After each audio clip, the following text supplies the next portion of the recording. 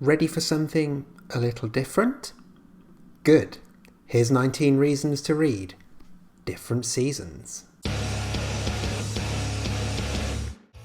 Hi there and welcome back to my channel. I'm Dave Musson, at Dave Musson on Instagram, and I'm here again to continue my journey through the works of Stephen King in chronological order. In this video, I'm going to be focusing on the 1982 collection of 4 novellas, Different Seasons. If you like what you see here, please do hit subscribe so you don't miss any future videos, and feel free to go back and check out my other ones. There are plenty to keep you occupied. Right, enough idle chit chat. Let's jump in to 19 reasons to read Different Seasons, and as always, there are some spoilers ahead. So if you're curious about reading King, but perhaps are put off by all the scary shit, this is the ideal starting point for you. The 4 novellas gathered in this book are much more focused on drama rather than horror, although there are a couple of good spooky parts in there still. Anyway, these tales quite simply just get across what an amazing storyteller Mr. King is, and will satisfy your brain whatever type of fiction you like. Pretty much. So the fact that King was stepping outside his normal style with these novellas is actually reflected in the collection's title. Because his horror work was so popular, his publishers were, understandably, a bit concerned about him trying something different. So King suggested grouping these 4 stories into a collection specifically to offer something different. You've heard me say different quite a lot, hence Different Seasons. Get it? The first novella in this book is Rita Hayworth and Shawshank Redemption, which you probably know from the movie The Shawshank Redemption, one of the best loved movies of all time.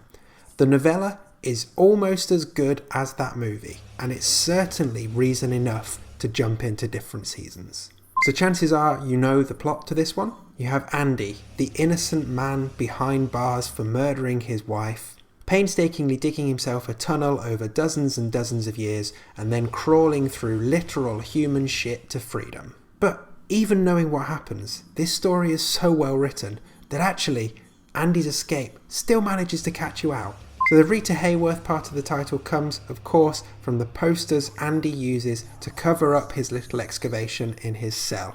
So these posters are of popular pin-up girls. Starts off with Rita Hayworth, he also replaces her with Marilyn Monroe and then later Raquel Welch.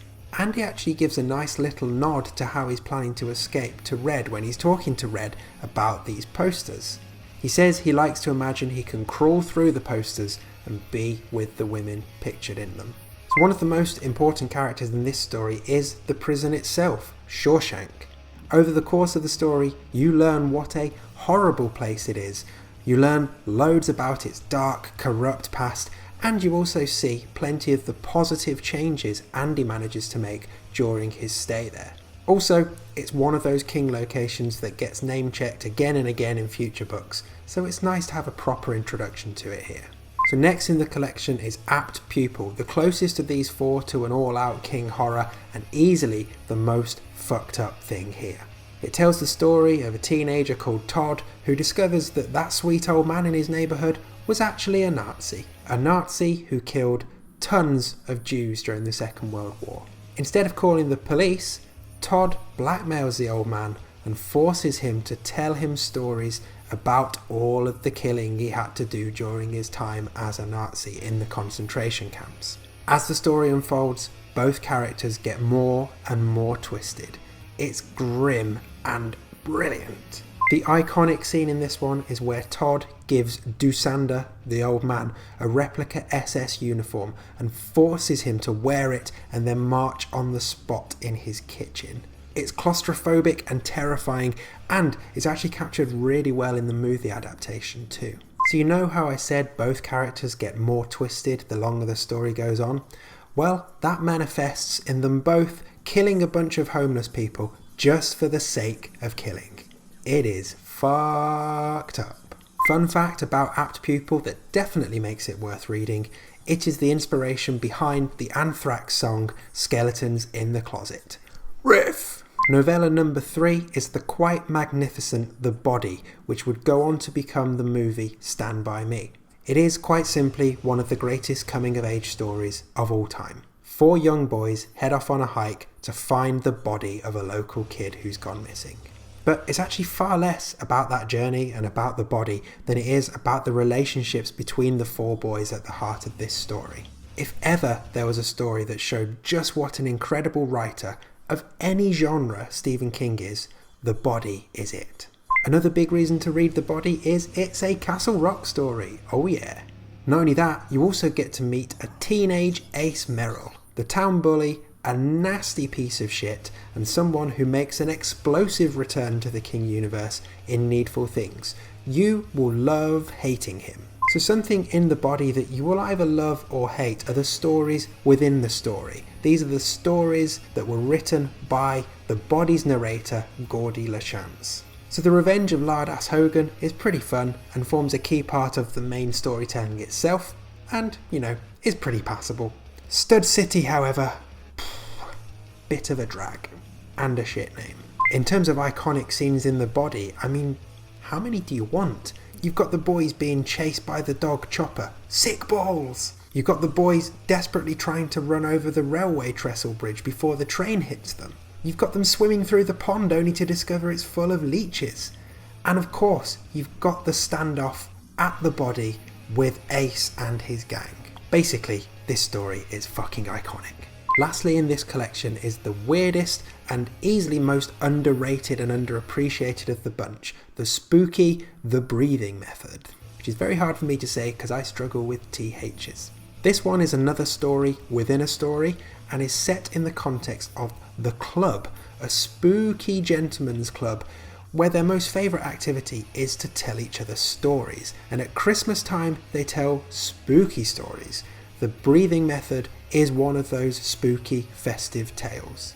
So I'll get to the story within the story itself in a moment, but I just wanted to talk again about the club. Considering we don't spend that many pages directly in the club, King is able to paint it incredibly vividly, and it definitely feels like something that he should really return to. You can feel the heat from the fire, you can taste the liquor, and you are as creeped out as everybody else by the club's weird butler. Now, I mentioned it's something that King really should return to, and he does set another story in the club, The Man Who Would Not Shake Hands, but that's about it. Come on, King, give us more stories from the club. The story within the story is about a single woman who is determined to bring her baby into the world safely. Her tale is told to the members of the club by her doctor, who taught this woman the breathing method to help get her through labour. She nails it so brilliantly that she is able to successfully complete labour despite being decapitated in a car crash midway through. Oof. Now, there is something about the breathing method that will linger and get under your skin and just really, again, underlines what an incredible writer Stephen King is. It won't hit you between the eyes on first read, but I'll guarantee that when you go and reread it, this will be the one that you think about the most, and this will be the one that you uncover more of each time you explore its pages. It's really, really excellent. Finally, and I can't stress this enough, the biggest reason to read Different Seasons is, quite simply, it is fucking brilliant. 4 stories, 4 bangers, and 4 pieces of work that will make you completely understand why so many people all over the world love Stephen King so much. Seriously, you need to read this one. There we go, 19 reasons to read Different Seasons. Let me know what you thought in the comments, and also let me know your favourite novella from this terrific collection. If you enjoyed that, please do hit subscribe so you don't miss any future videos, and feel free to hit me up on Instagram where I'm at Dave Musson. In the description below you'll also find links to my band Chapter 19, whose song Stephen, which is about Stephen King, has been playing in the background to this video, and contrary to what you might read in some of the comments on my other videos, is really fucking good. Just ignore all of those comments that say it's terrible. They're wrong. They're very wrong. Thanks as always for your time, and I will catch you again soon.